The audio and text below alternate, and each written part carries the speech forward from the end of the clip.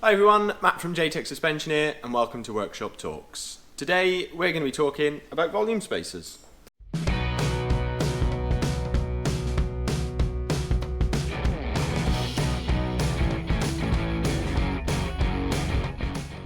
So today we're going to talk about volume spacers. Volume spacers come in all different shapes and sizes, and depending on the make and model of your product, depends on what volume spacers can fit.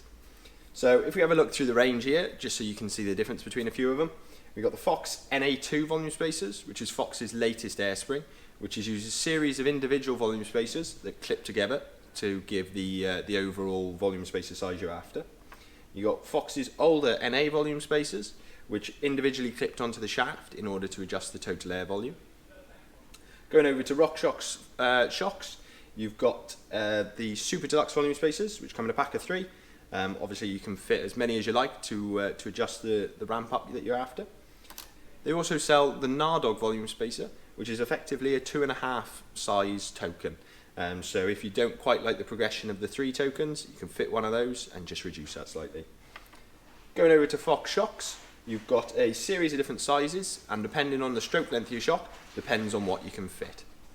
So it's really important that you pay attention to the Fox charts in these, as if you fit some of the larger volume spacers, you will actually reduce the stroke length of your shock, depending on the size. Then finally, if we have a look at the Cane Creek volume spacers here, very different, as these are more of a band. So these are available in either large, or if you cut them down, you've got your small volume spacers. So that's really easy to fine tune your setup on those to achieve the ramp control that you're after. So to fall a few myths about these, they do not make your suspension stiffer in the first part of your travel. If you've got 35% sag and you fit a volume spacer and then use the same pressure, you won't suddenly reduce that to 30. The volume spacers only kick in after around 50% of your travel. So depending on the size of the volume spacer you fit, depends on how that second half of your travel is affected. The larger the volume spacer, the more progression. The smaller your volume spacer, the less progression. Obviously no volume spacers gives the least amount of progression. So depending on your make and model, depends on how each volume spacer affects that second half of the travel.